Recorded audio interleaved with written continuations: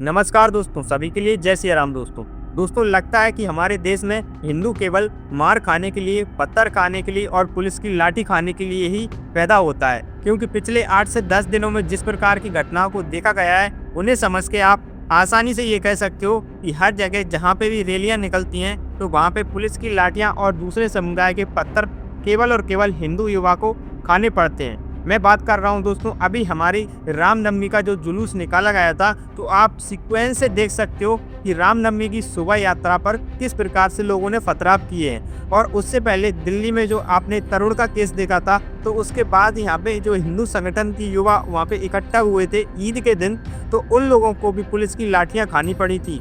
और इसी प्रकार से उसके बाद मथुरा में जिस प्रकार से परसा वाले बाबा की हत्या हुई, तो उन्हें न्याय दिलाने के लिए वहाँ पे भी जो हिंदू युवा रैलियां करने के लिए प्रदर्शन कर रहे थे, तो उनके ऊपर भी पथराव हुआ और लाठीचार्ज किया गया। यानी कि एक ऐसी घटनाएं हो चुकी हैं जिसमें आपने भी क्लियर कर देखा है कि हिंदू युवा जब किसी को न्याय की आवाज़ उठाने के लिए जाता है, तो वहाँ पे केवल और केवल दूसरे समुदाय के लोगों द्वारा पत्थर मारे जाते हैं और पुलिस द्वारा लाठीचार्ज किया जाता है। अब मैं प्रेजेंट की बात कर रहा हूँ, करंट कंडीशन में। आपने देखा होगा 2 से 3 दिन पहले हमारी जब रामनवमी थी, और रामनवमी और दुर्गानवमी, दुर्गाष्टमी, इन सारी चीज़ों के जब जुलूस निकाले जाते हैं, हिंदू दलों द्वारा जब रैलियाँ की जाती हैं, तो हमेशा से आपने कहीं पे ऐसा नहीं सुना होगा कि इस शोभा यात्रा पर मुस्लिम समुदाय के लोगों ने फूल बरसाए हों। मैं आपको करंट में पश्चिम बंगाल की 2 से 3 घटनाएं ऐसी बताता हूं कि जहां पे सीधे तौर पर आप समझ सकते हो कि किस प्रकार से ये घटनाओं को अंजाम देते हैं। और ये पूरी सुनिश्चित तरीके से, पहले सुनियोजित तरीके से किया जाता है।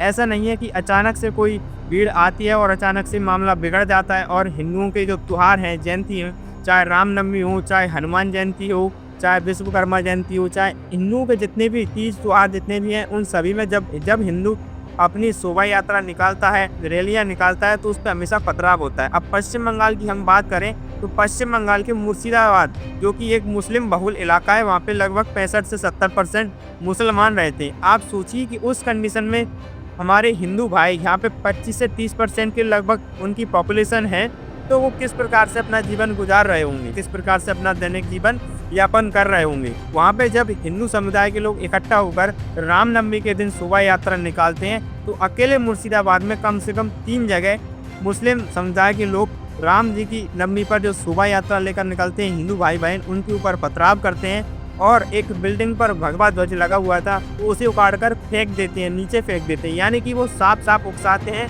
कि आप इस प्रकार की शोभा यात्रा हमारे इलाके से नहीं निकाल सकते। और उसके बाद दोनों गुटों में जब बहस होती है, तो मामला बिगड़ जाता है और वहाँ पे वही पत्थरबाजी होने लगती है। उनका एक ही हथियार है, वो डायरेक्ट पत्थर मारते हैं। पत्थर मारने के चक्कर में मामला बिगड़ जाता है, पुलिस आती है, तो पुलिस के साथ भी उन लोगों की झड़प हो जाती है। और वो लोग ना पुलिस से डरते हैं, पुलिस के भी कम से कम 20 लोग वहाँ पे घायल हो जाते हैं। जिस प्रकार से मुर्शिदाबाद में अकेले 3 जगह रामनवमी की शोभा यात्रा पर पत्थरबाजी होती है। उसके बाद हम देख लेते हैं पड़ोस में झारखंड में देख लेते हैं, तो झारखंड में भी 3 से 4 जगह सेम मुर्शिदाबाद जैसी घटना को अंजाम दिया जाता है। वहाँ पे भी रामनवमी का जुलूस निकालते हैं लोग, बाग रैलियाँ करने जाते हैं, और वहाँ पे एक मुस्लिम समुदाय के लोग अपने इलाके से उस रामनवमी की शोभा यात्रा को नहीं निकलने देते हैं और उस पर पत्थरबाजी करते हैं। तो हमेशा से देखा गया है, जितनी भी मैंने ये आपको 3 से 4 घटनाएं बताई, एक दिल्ली का तरुण केस, दूसरा मथुरा का परसा वाला बाबा केस, और तीसरा मुर्शिदाबाद में रामनवमी पर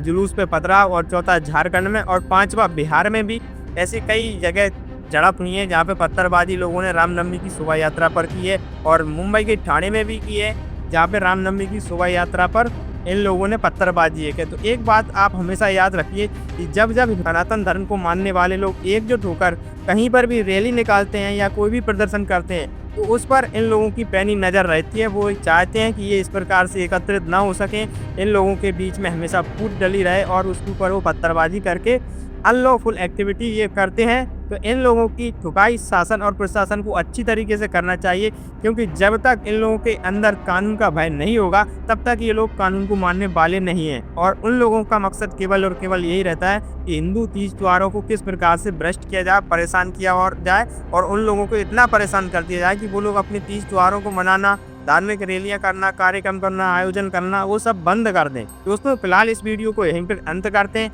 और अगर आप हमें सपोर्ट करना चाहते हैं तो प्लीज़ हमें फॉलो कर सकते हैं, लाइक कर सकते हैं, वीडियो को शेयर कर सकते हैं और हमारे चैनल को सब्सक्राइब कर सकते हैं। और फेसबुक पे जो सब्सक्राइब का बटन आता है उसे आप सब्सक्राइब करके हमें थोड़ा सपोर्ट कर सकते हैं। धन्यवाद। जय हिंद, जय भारत।